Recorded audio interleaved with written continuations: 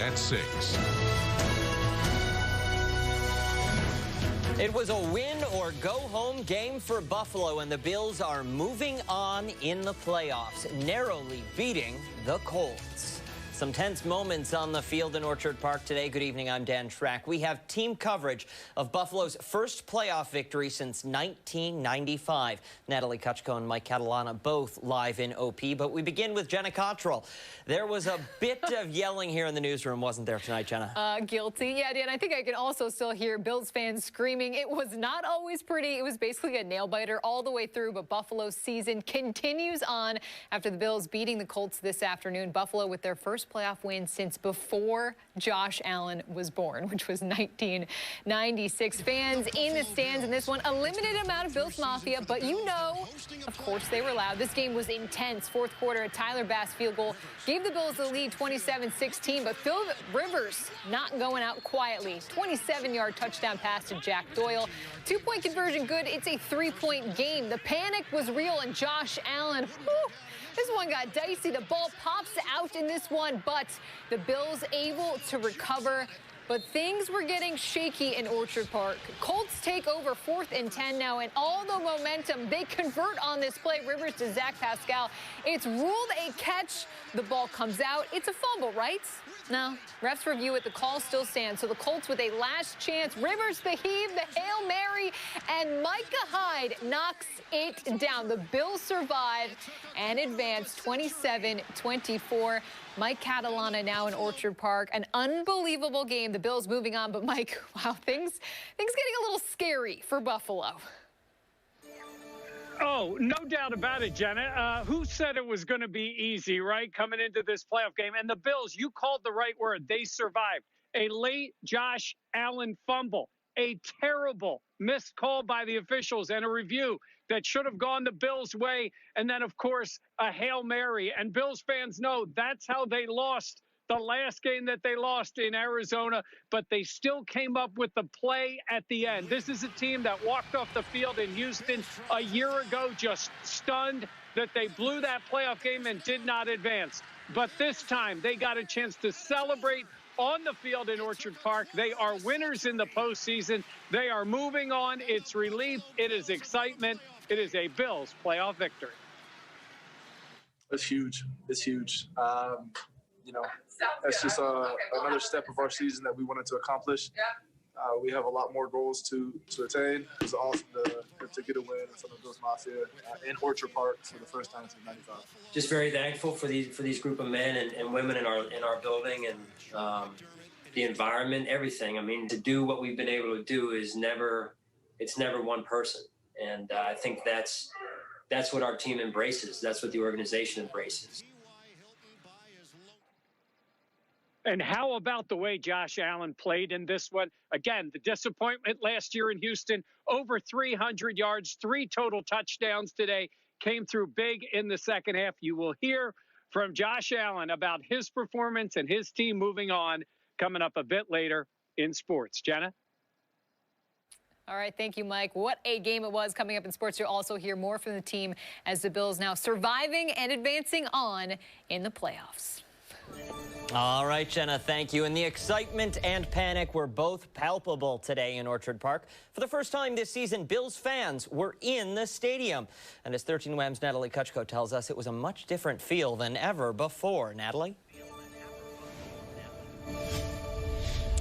Yeah, Dan, well, no tailgating, of course, made for a much different pregame atmosphere. Still a lot of excitement in the air as devoted and a limited number of fans hoped for and got to witness a home playoff win. One by one, cars filed into Bills Stadium and the parking lots much quieter than normal. No comparison at all. Honestly, I mean, if this were different, and it was another year, I can't imagine what that stadium would be like. Orchard Park welcoming 6,700 fans for the first home playoff game since 1996. Typically, you would see thousands of people tailgating and playing catch. Today, a lone father and son, surrounded by friends socializing at a distance. Among the lucky ticket holders, a group of friends from Buffalo who met at Bills Stadium 20 years ago and have come to games together ever since. We were there in the 90s, and we're here now, and we're very, very excited to have experienced both generations. While the playoff run continues, fans agree they're just happy to be here. We've been through the ups, the downs, the walking out and the shame, walking out and having fun in the close games and the seasons of almost and what could have been, but it's finally here. You know, we're finally there. And most fans we spoke with here today say they'll probably sit the next game out wherever it is. And they say that they want to give other fans a chance to attend, but they all agree that today was pretty special. Live in Orchard Park, Natalie Kutchko, 13 WHAM News. Yeah, and they lucked out with the weather too, right? Some of the temperatures today in the mid to upper 30s certainly didn't look like a normal January scenario out there at Orchard Park today. The temperature was the warmest actually in a week here in Rochester, 37 degrees today. And you know why? That's because we finally had some sunshine out there. That warmed things up a little bit compared to recent days, but we're back to 32. It feels like it's a little bit colder than that this evening with the temperature in the mid-20s there. Now, it is still partly cloudy outside, so that allows for the temperature to drop back by a few more degrees here this evening. But later tonight, there's the clouds coming back in after midnight. We'll see upper 20s at that point. And I'll tell you about the other half of the weekend, and I'll also show you something that the winter weather lovers might want to see in just a couple of minutes. All right, Mark, thank you. More cases of the COVID variant have been detected in New York.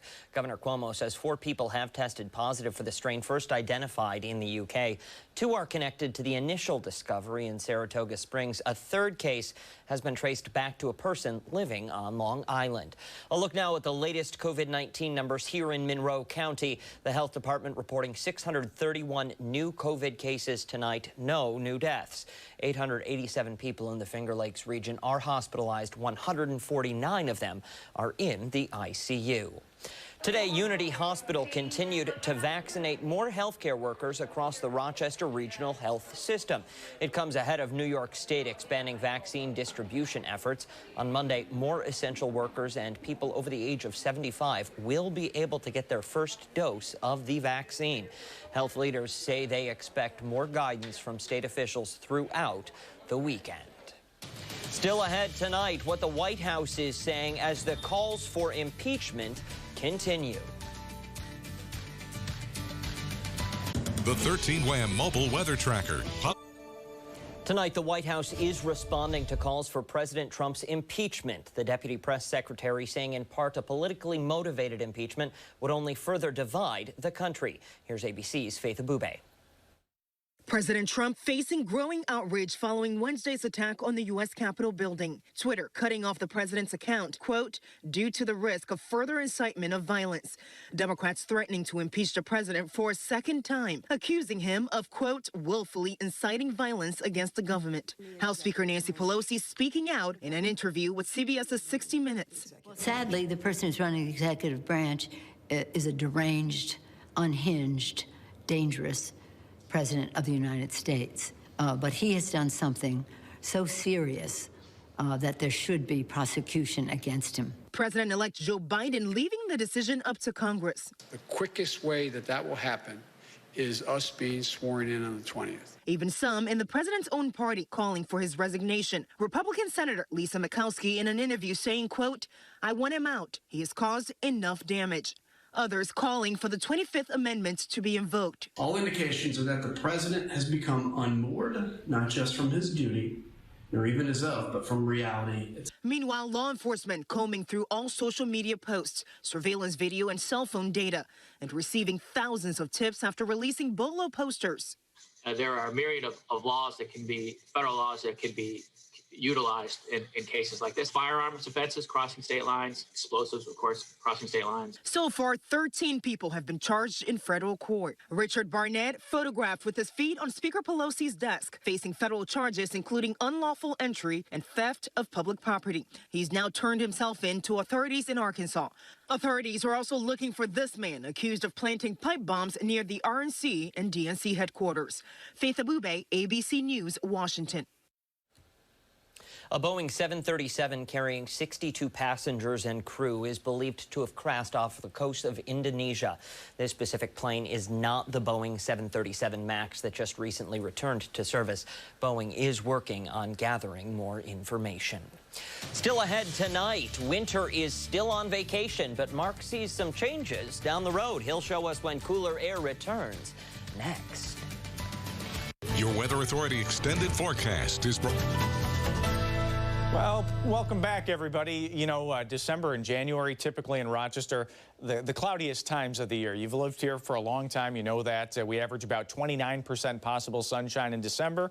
So when you get a day like this, and you get a photo like this from Tracy Marie, it's pretty nice to see that sunshine this time of the year. You can see the sunset at about, what was it, 4:54. So we're gaining 1 minute and 19 seconds per day because it's worth counting the seconds. Check out the sunset time. Oh, there it is, 4:55 here for today. But a week ago, it was at 4:48. So we're making that slow and steady climb here heading into the evening. Current temps are in the low 30s. We're at 32 in Rush, 31 South Bristol, some upper 20s to the southwest in Warsaw right now. The WAM cam shows with that west-northwest wind at 7 miles per hour, a dew point temperature at 20. And that was the key to some of this sunshine today.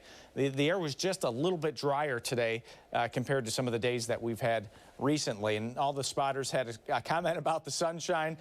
It was Dick and Webster at 31 degrees. He said, what was that thing up in the sky today? It's been so long since we've seen it. The satellite radar, a little spin back just to the west of Texas. They're going to get some snow down in Texas tonight as that system tracks right along the Gulf Coast there. But up this way, it is pretty quiet. There's high pressure just to our west here. There's that system going along the Gulf Coast here. Now, heading into Monday, we get a few clouds, and you can see just a couple of little blips there on the screen.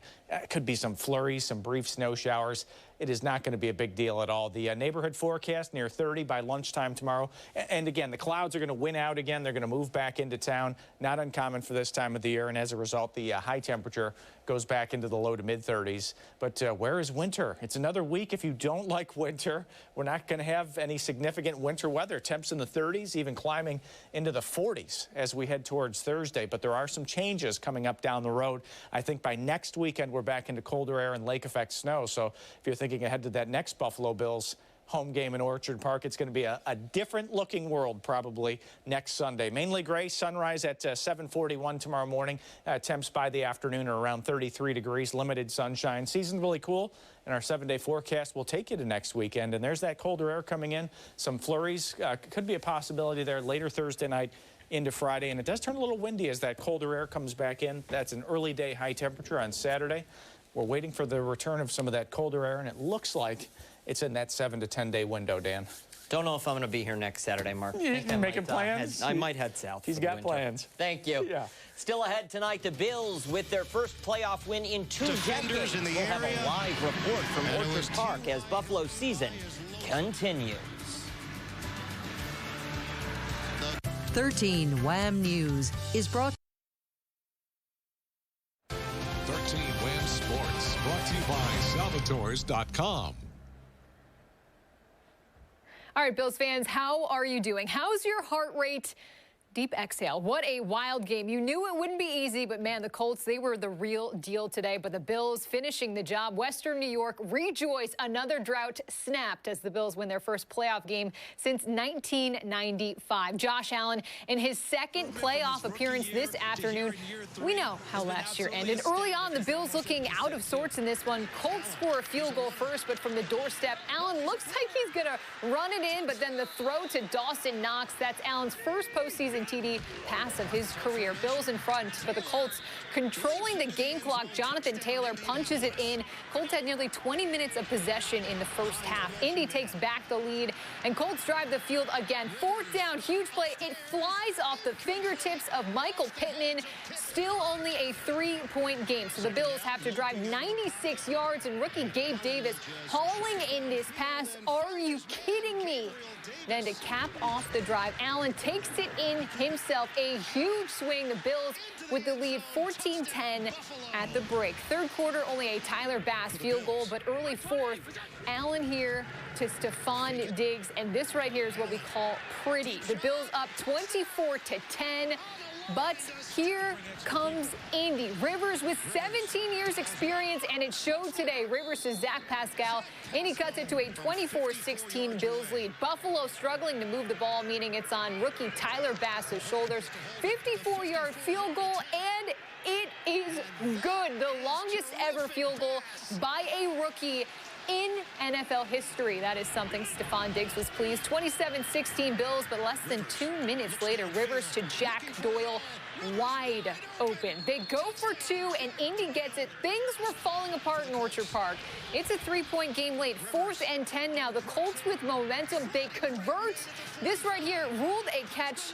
The refs review it. Looked like a fumble, but the call stands, so the drive continues. Last chance for the Colts. Rivers puts everything into it, and Micah Hyde knocks it down. The Bills in a nail-biter finally do it. Buffalo hangs on 27-24. Let's head back to Mike Catalana in Orchard Park. Mike, wasn't Josh Allen's best day, but he kept this team's season alive this afternoon. Yeah, well, he's raised the bar so high, Jenna. I mean, look what he did today. Let's go back a year ago. They played that game in Houston, and Josh fell apart in the second half. And what did he tell us after the game? I'm going to learn from it. I'm going to come back better. And then he has an MVP caliber season. And then in the playoffs today, 324 yards, a couple of touchdowns passing, ran another one in. And he really willed his team to the victory today. Allen has been the leader all along. And today, when they needed a play on offense, he found people, whether it was his rookie, Gabe Davis, whether it was Beasley and Diggs coming back from injuries, or whether it was Allen on the ground by himself. He found a way to make plays and play up to that level that Bills fans and his teammates have come to expect. Like, listen, if Josh Allen does not win the MVP, this thing is rigged. You know what I'm saying? Like, he's doing it day in and day out. He's extending plays. He's making plays with his arms. He's making plays with his eyes. He's making plays with his feet. He's making plays for the offense every single play. And it's just like, man, the kid is special. Well, we found a way to win the close one. Still some things that we need to clean up, myself especially. A couple of protections here or there, a couple of times with the ball. Just the perseverance of this team. I think that's how what this team's embodied by. Yeah, he's downplaying the way he played. He did have that big fumble in the fourth quarter that nearly cost them. They got it back, and they somehow survived, Jenna, and got this playoff win. All right, Mike, while I still have you, what was that atmosphere like inside of Bills Stadium today? I got to tell you, I cannot believe the amount of noise 6,700 people made. You go from zero to any fans at all. We thought there'd be a difference. There were times the Colts couldn't hear on the field, which is kind of stunning. Bills players even talked about it. Bills Mafia showed up today, and they'll be back here again next week to see if they can get this team to the AFC title game. Jenna? All right, thank you, Mike. All right, so who will the Bills play next? Well, that is not as clear-cut. We will know more after tomorrow night. But most likely it will be the Steelers. Now, that's if they beat the Browns. Kansas City, remember, is the top seed, meaning they will play the lowest remaining seed. But the Bills will either face the Steelers, the Ravens, or the Titans, so keep that in mind tomorrow. And be sure to check out BuffaloPlus.com as well as our YouTube page, Buffalo Plus. We'll have plenty more post-game coverage, including more on what Josh Allen had to say, our takeaways from this game, and how the Bills are feeling right now. And spoiler alert, Dan, they're feeling pretty good as Buffalo picks up their first playoff win since 1995. I'm sure they are. I need a drink and to relax before next week. We'll be right back. Me too. Make a community connection. Log on to 13WAM.com.